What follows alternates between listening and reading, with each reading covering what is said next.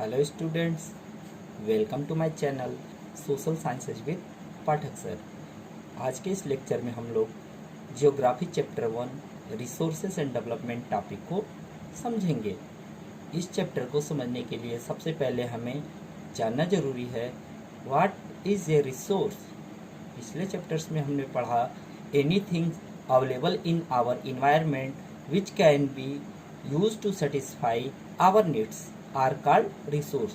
Means to say हमारे environment में जो भी चीज़ें अवेलेबल हैं और हम उससे अपनी आवश्यकताओं को पूरा करते हैं उन्हें कहते हैं रिसोर्स।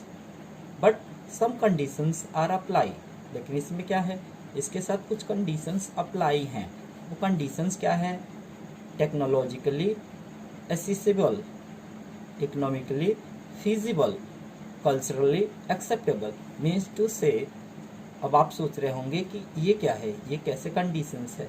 इसको समझाने के लिए हम आपको एक उदाहरण देते हैं। सपोज करिए कि कुशीनगर में जो बुद्धा की स्टैचू है, उस स्टैचू के नीचे पता चलता है कि वहाँ पे बहुत सारे मात्रा में आयरन्स है, उस जमीन के नीचे दबा हुआ है।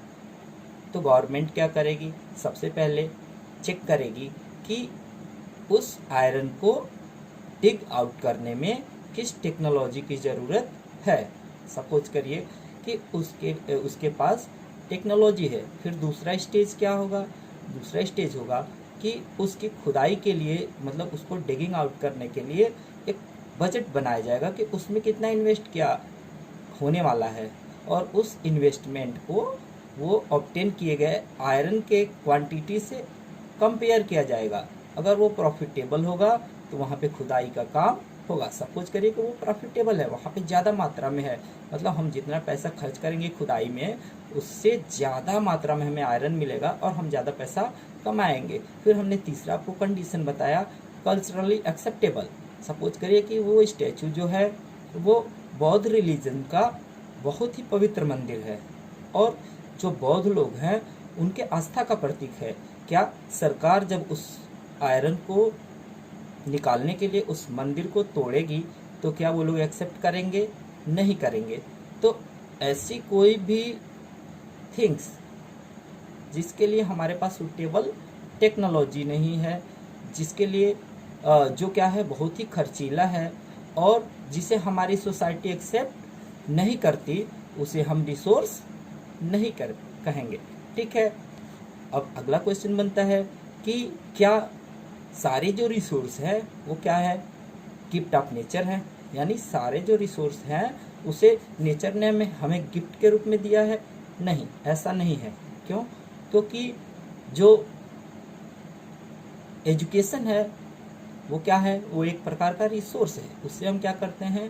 ह्यूमन क्वालिटी को डेवलप करते हैं, ह्यूमन लाइफ स्टाइल को डेवलप करते हैं, लेकिन ये नेचुरल नहीं है। ठीक है। तो हर एक जो रिसोर्स होता है वो नेचुरल नहीं होता है। बट जो थिंग्स पाए जाते हैं इन्वायरमेंट में वो क्या करता है? Human being interacted with nature. Human being क्या करता है? वो इंटरेक्ट करता है नेचर से through technology and create institution. Means raw material को क्या किया? नेचर से अपन ऑब्टेन किया। अब उस रॉ मटेरियल को प्रोसेसिंग करने के लिए क्या चाहिए? टेक्नोलॉजी चाहिए। और उस टेक्नोलॉजी के थ्रू क्या सेटअप किया जाएगा? एक इंस्टीट्यूशन। फॉर एग्जांपल कि हमें नेचर से क्या मिला? कॉटन मिला। उस कॉटन को प्रोसेसिंग के लिए मशीन है, तो उस मशीन को जहाँ सेटअप किया जाएगा उसे हम बोलते हैं इंडस्ट्री। मीन्स उस मशीन को लगाने के लिए इंडस्ट्री सेटअप किया जाएगा to accelerate economic development. Means अगर इकोनॉमिकली डेवलप जो ह्यूमन होता है उसके पीछे रिसोर्स का बड़ा ही कंट्रीब्यूशन होता है, क्योंकि सारे जो मटेरियल्स होता है ह्यूमन बीइंग्स क्या करता है? वो नेचर से ही ऑब्टेन करता है। Resources are function of human activities. कुछ ऐसे रिसोर्स भी होते हैं जो ह्यूमन एक्टिविटीज के क्या होते हैं? फंक्शन से क्रिएट होते हैं। जैसे कि मैंने आपको अभी बताया कि एजुकेशन क्या है? ह्यूमन बीइंग क्या करता है? दूसरे को अपनी क्वालिटी क्या करता है? शेयर करता है, और इसमें नेचर का कोई कंट्रीब्यूशन नहीं होता है। ठीक है, हम आई होप कि आप लोगों को रिसोर्स का डिफिनेशन अच्छे से समझ में आ गया है। ठीक है, आगे हम क्या करेंगे, पढ़ेंगे टाइप्स ऑफ रिसोर्सेस।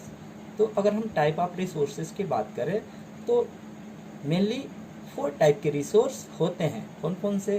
पहला on the basis of origin, दूसरा ऑन द बेसिस ऑफ एडजस्टिबिलिटी, तीसरा on the basis of ownership और चौथा स्टेटस ऑफ डेवलपमेंट। ठीक है, तो चारों को हम क्या करेंगे, वन बाय वन समझने का प्रयास करेंगे। अगर हम बात करें on the basis of origin, on the basis of origin resource 2 प्रकार के होते हैं। पहला बायोटिक रिसोर्स। बायोटिक रिसोर्स क्या होते हैं? Natural things that are found in living form, means that have life. वो नेचुरल थिंग्स जिसमें क्या होता है, लाइफ होता है, उसे हम बोलते हैं बायोटिक रिसोर्स। एग्जाम्पल के लिए human being, fauna, flora, fisheries etcetera. मतलब मनुष्य, जानवर, पेड़ पौधे, मछलियाँ और जीव जंतु, ये क्या है, ये सब बायोटिक रिसोर्स के एग्जाम्पल है। क्यों? बिकॉज दे हैव लाइफ, उनके अंदर क्या है, जीवन है। All living beings, all living resources are called biotic resource. All living resources are called biotic resource. दूसरा क्या होता है, abiotic. The resources that have no life are called abiotic resource. ठीक है, for example rocks, wind, water, ये क्या है, resources है जो ह्यूमन नीड को पूरा करते हैं, लेकिन इसमें क्या नहीं होता, इसमें लाइफ नहीं होता। ठीक है, इसलिए हम इसे बोलते हैं अबायोटिक रिसोर्स। तो ये हो गया on the basis of origin, उत्पत्ति के आधार में, मतलब किस फार्म में पाए जाते हैं, लिविंग फार्म में या नॉन लिविंग फार्म में। ठीक है, दूसरा जो टाइप है वो है on the basis of adjustability. Adjustability क्या होता है? एडजस्टिबिलिटी मीन्स होता है स्टेज ऑफ फिनिश, किस स्टेज पे वो फिनिश हो जाता है। ठीक है, तो on the basis of adjustability resource 2 प्रकार के होते हैं। First renewable resource and second non renewable resource. इनके नाम में ही लिखा है renewable resource, mean the resources that are able to renew, जिसे क्या करें, हम दोबारा क्रिएट कर सके, उसे क्या बोलते हैं, रिन्यूएबल रिसोर्स। ठीक है, एग्जाम्पल के लिए wind energy, solar energy, iron etcetera. तो ये सब क्या है, जैसे आयरन क्या होता है, आयरन को हम क्या करते हैं, रफ फार्म में नेचर से ऑब्टेन करते हैं, उसे अपने यूज के हिसाब से फार्म देते हैं, पुराना हो जाता है, फिर उसे क्या करते हैं, स्मेल्ट करते हैं और दोबारा उसी आयरन को हम यूज करते हैं। तो आयरन क्या हो गया, रिन्यूएबल रिसोर्स। दूसरा है non renewable resource, a resources that are not able to renew, means वो रिसोर्स जिसे हम क्या कर सकते हैं, जो एक ही बार यूज करने पे समाप्त हो जाता है, उसे हम रिन्यू नहीं कर सकते हैं। एग्जाम्पल के लिए फॉसिल फ्यूल। फॉसिल फ्यूल में क्या होता है, कोल, वुड्स, पेट्रोलियम, कैरोसिन। तो ये सारे जो रिसोर्सेज होते हैं, एक बार हम जब इसको यूज करते हैं तो वो क्या हो जाते हैं, वो फिनिश हो जाते हैं। तो वो रिसोर्स जो एक ही बार यूज करने पे फिनिश हो जाते हैं, उन्हें नॉन रिन्यूएबल रिसोर्स कहते हैं। और वो रिसोर्स जिन्हें हम बार बार क्या कर सकते हैं, टेक्नोलॉजिकली, केमिकली, फिजिकली हम उसको रिन्यू कर सकते हैं, चाहे वो फिजिकल प्रोसेस हो, चाहे वो टेक्नोलॉजी के थ्रू हो, चाहे वो फिजिकल फार्म को चेंज करने से हो। तो ऐसे जो होते हैं वो होते हैं रिन्यूएबल रिसोर्स। थर्ड जो टाइप्स होता है वो होता है on the basis of ownership, कि ऑनरशिप के बेसिस पे, ऑनरशिप मीन्स होता है मालिक, मीन्स कोई रिसोर्स जो है उसका ऑनर कौन है। तो on the basis of ownership जो रिसोर्स होते हैं वो मेनली 4 प्रकार के होते हैं, 4 टाइप्स के होते हैं। पहला individual resource. Individual means private, means कि मेरे पास एक पेन है, ठीक है, तो इसका ऑनर कौन है, मैं हूँ। ठीक है, ये मेरी प्रॉपर्टी है। तो जब किसी रिसोर्स का ऑनरशिप किसी एक सिंगल व्यक्ति के पास होता है, किसी प्राइवेट के पास होता है, उसे हम बोलते हैं इंडिविजुअल रिसोर्स। फॉर एग्जांपल मेरे पास एक बाइक है, तो बाइक क्या है, इंडिविजुअल रिसोर्स है। ठीक है, दूसरा जो होता है वो होता है कम्युनिटी रिसोर्स। कम्युनिटी रिसोर्स का मतलब क्या होता है? ए resource that has honoured bye A group of people, A group of community. For example कि अभी आप लोग गांव में जा रहे होंगे तो देख रहे हैं कि एक खलिहान है और उस खलिहान पे गांव के जितने लोग हैं उस खलिहान पे अपना काम करते हैं। और वो क्या हो गया, वो जो गांव का खलिहान है या जो प्लेग्राउंड है जिसमें गांव के सभी बच्चे जाके खेलते हैं, या पार्क है जिसमें सभी गांव के लोग जाके क्या करते हैं, खेलते हैं या टाइम पास करते हैं। इस प्रकार के जो रिसोर्स है जिसका ऑनरशिप एक कम्युनिटी के पास होता है, ठीक है, वो कम्युनिटी रिसोर्स कहलाते हैं। ठीक है, तीसरा होता है नेशनल रिसोर्स। तो नेशनल रिसोर्स क्या होता है? नेशनल रिसोर्स अभी मैंने बताया कि resources that are within the boundary of a nation, मतलब किसी नेशन के बाउंड्री के अंदर जितने भी रिसोर्स होते हैं वो क्या होते हैं, वो नेशनल रिसोर्स होते हैं। तो आप पूछेंगे कि हमारा जो घर है वो भी क्या है, वो भी तो हमारे नेशन के बाउंड्री में आता है, तो क्या वो नेशनल रिसोर्स है? तो इसका आंसर है हाँ। जैसे कि जब हाईवे बनाने की ज़रूरत पड़ी तो रोड के किनारे बहुत सारे लोगों के घर पड़े, गवर्नमेंट ने क्या किया, उन घरों को तोड़ दिया और अपने हाईवे को बनाया, बदले में उनको कंपनसेशन दिया। ठीक है, तो जो रिसोर्सेज होते हैं, समझ में आ रहा है, नेशन की बाउंड्रीज में वो क्या होते हैं, वो नेशनल रिसोर्स होते हैं।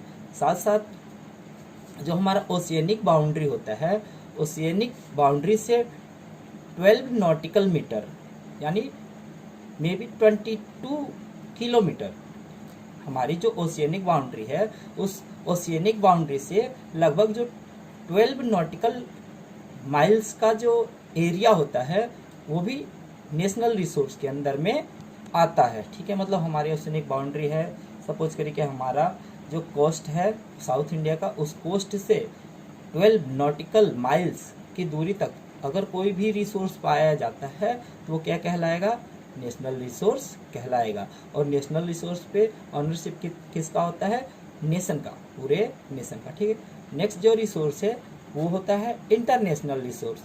इंटरनेशनल रिसोर्स क्या होता है, तो हम बताएंगे कि international resource are a type of resource that owned by globally, जिसका ऑनरशिप पूरे ग्लोब के पास होता है। एग्जाम्पल के लिए कि सपोज करिए मून, यूएसए मून पे सबसे पहले चला गया, तो इसका मतलब ये नहीं कि जो मून है वो क्या हो गया, यूएसए का हो गया। या इंडिया में लोग क्या कहते हैं, मून को बोलते हैं चंदा मामा, मतलब अब इंडिया के लोग है कि हमारे मामा हैं, तो वो क्या हो गए, वो हमारे देश के रिसोर्स हो गए। तो ऐसा नहीं, तो कुछ ऐसे जो रिसोर्स होते हैं उसके ऑनरशिप किसके पास होता है, ग्लोबली होते हैं, उसे इंटरनेशनल रिसोर्स कहते हैं। उसके बाद जो हमारी ओशियनिक बाउंड्री होती है, उस ओशियनिक बाउंड्री के बियॉन्ड 200 नॉटिकल माइल्स, मतलब लगभग 200 नॉटिकल माइल्स अवे से जो भी ओशियनिक रिसोर्सेज होते हैं, मतलब समुद्र में लगभग 200 नॉटिकल माइल्स से बाहर जो भी रिसोर्स होते हैं उन्हें इंटरनेशनल रिसोर्स कहा जाता है। ठीक है, यहाँ पे एक क्वेश्चन बनता है कि अभी हमने बताया कि हमारी जो ओशियनिक बाउंड्री है उसके 12 नॉटिकल मीटर तक का जो रिसोर्स है वो नेशनल रिसोर्स है, और हमारे बाउंड्री से 200 नॉटिकल माइल्स अवे के बाद जो शुरू होता है वो जो रिसोर्स है वो क्या है, इंटरनेशनल रिसोर्स है। तो यहाँ एक चीज़ बचता है कि आखिर वो 12 नॉटिकल माइल और बियॉन्ड 200 नॉटिकल माइल के बीच का जो पार्ट बनता है वो कौन सा रिसोर्स होता है, उसे हम बोलते हैं एक्सक्लूसिव इकोनॉमिक जोन। बात समझ में आई? बियॉन्ड 200 नॉटिकल माइल मतलब हमारे ओशियनिक बाउंड्री से 200 नॉटिकल मीटर बाहर का जो पार्ट है वो इंटरनेशनल है, लेकिन 12 नॉटिकल माइल से लेके और 200 नॉटिकल माइल्स के बीच का जो रिसोर्स होता है ओशियनिक बाउंड्री के, उसे हम बोलते हैं एक्सक्लूसिव इकोनॉमिक जोन। ये जो एक्सक्लूसिव इकोनॉमिक जोन होता है वो इंटरनेशनल इंस्टीट्यूशंस के ऑनरशिप में होता है। सपोज करिए कि वहाँ पे कोई रिसोर्स पाया जाता है, अगर हम उसे यूज करना चाहते हैं तो उसके लिए क्या करना पड़ेगा, जो इंटरनेशनल इंस्टीट्यूशंस हैं उनसे हमें परमिशन लेना पड़ेगा। ठीक है, जो लास्ट टाइप ऑफ रिसोर्स है वो है on the status of development, कि जो रिसोर्स है उनका डेवलपमेंट कितना हुआ है। तो on the basis of development resource जो होते हैं वो 4 टाइप्स के होते हैं। पहला जो होता है उसे हम बोलते हैं पोटेंशियल रिसोर्स। पोटेंशियल रिसोर्स क्या होता है? The resources that are identifying their quality and quantity but not in used. वो रिसोर्स जिन्हें हमने क्या किया है, उसके क्वालिटी को आइडेंटिफाई कर लिया है, उसके क्वांटिटी को आइडेंटिफाई कर लिया है, लेकिन हम उसे यूज नहीं कर रहे हैं, ऐसे जो रिसोर्स है उसे बोलते हैं पोटेंशियल रिसोर्स। एग्जाम्पल के लिए solar energy, wind energy, water energy. ठीक है, हमें पता है कि हम सोलर एनर्जी को यूज करके क्या कर सकते हैं, इलेक्ट्रिसिटी को प्रोड्यूस कर सकते हैं। लेकिन क्या हो रहा है, थर्मल स्टेशन के द्वारा इलेक्ट्रिसिटी को प्रोड्यूस किया जा रहा है, कोयले के जला के, ठीक है, और बिजली प्रोड्यूस की जा रही है। तो जो बिजली प्रोडक्शन का कॉस्ट है सोलर एनर्जी से वो महंगा है, और जो हम कोल से प्रोड्यूस कर रहे हैं थर्मल एनर्जी के द्वारा वो सस्ता है। तो ऐसे बहुत सारे रिसोर्स है कि जिनका पोटेंशियल है कि फ्यूचर में हम यूज कर सकते हैं। उसकी क्वालिटी क्वांटिटी को भी हमने आइडेंटिफाई कर लिया है, लेकिन हम उसे यूज नहीं कर रहे हैं। ठीक है, उसे हम बोलते हैं पोटेंशियल रिसोर्स। एग्जाम्पल मैंने आपको बताया solar energy, wind energy. Second जो रिसोर्स है उसे हम बोलते हैं डेवलप्ड रिसोर्स। डेवलप्ड रिसोर्स क्या होता है? ए टाइप ऑफ रिसोर्स है their qualities are identifying quality and quantity. मतलब कुछ ऐसे रिसोर्स है जिनके क्वालिटी और क्वांटिटी को क्या कर लिया गया है, आइडेंटिफाई कर लिया गया है, and they are use in present, और उसे प्रेजेंट में हम उसे यूज कर रहे हैं। वो हो गया potential resource. For example petroleum, iron, many things. ठीक है, तीसरा जो होता है स्टॉक। स्टॉक क्या होता है? Stock a type of resources that's quality are identifying their quality and quantity are identifying, but due to the lack of technology we are not able to use। मतलब हमें पता है कि कुछ ऐसे रिसोर्स हैं जिन्हें हम क्या कर सकते हैं, यूज कर सकते हैं, लेकिन उसके लिए हमारे पास कोई सुटेबल टेक्नोलॉजी नहीं है। ठीक है, type of resource there quality and quantity identifying, but due to lack of technology means we don't have technology to use that resource। हमारे पास ऐसी टेक्नोलॉजी नहीं। हम जानते हैं कि हाइड्रोजन और नाइट्रोजन ऐसे गैस हैं, ठीक है, जिससे बहुत ज़्यादा एनर्जी क्रिएट हो सकती है, लेकिन हमारे पास क्या नहीं है, हमारे पास टेक्नोलॉजी नहीं है, इसलिए हम उसे यूज नहीं कर पा रहे हैं। ऐसे जो रिसोर्स होते हैं उन्हें बोलते हैं स्टॉक। ठीक है, a type of resources their quantity and quality identifying, but due to the lack of technology not in use, they are called stock. Last जो टाइप ऑफ रिसोर्स है उसे हम बोलते हैं reserve. Reserve means protected, means some resources are protected to make the future generation life comfortable, they are called reserves. Example के लिए भारत में बहुत सारे ऐसे फॉरेस्टेड एरिया हैं जिन्हें क्या कर दिया गया है, रिजर्व कर दिया गया है। किस लिए? कि हमारा जो आने वाला जनरेशन है वो भी जाने की फॉरेस्ट क्या होते हैं। तो a type of resources their quality and quantity are identifying, but that's are protected for next generation use, that type of resource are called reserve. ठीक है, तो ये हो गया on the status of development. Next जो हमारा lecture होगा उसमें हम रिसोर्स प्लानिंग के बारे में समझेंगे। ठीक है, थैंक्स। अगर आपको हमारा वीडियो अच्छा लगा तो आप लाइक, शेयर, सब्सक्राइब करेंगे और अपने दोस्तों को भी बताएंगे कि जियोग्राफी चैप्टर 1 शुरू हो गया है। जल्दी से जल्दी क्या करें, वो भी हमारे इस चैनल के साथ जुड़ जाए। डिस्क्रिप्शन में आप लोगों को नोट्स मिलेगा, साथ साथ ही आपको हर एक वीडियो में मोस्ट इम्पोर्टेंट क्वेश्चन दिए जाएंगे। अगर आप उसको सीरियसली तैयार करते हैं, आई गारंटेड दैट कि आप बोर्ड्स के एग्जाम में अच्छे से अच्छे मार्क्स स्कोर करेंगे। ठीक है, ओके।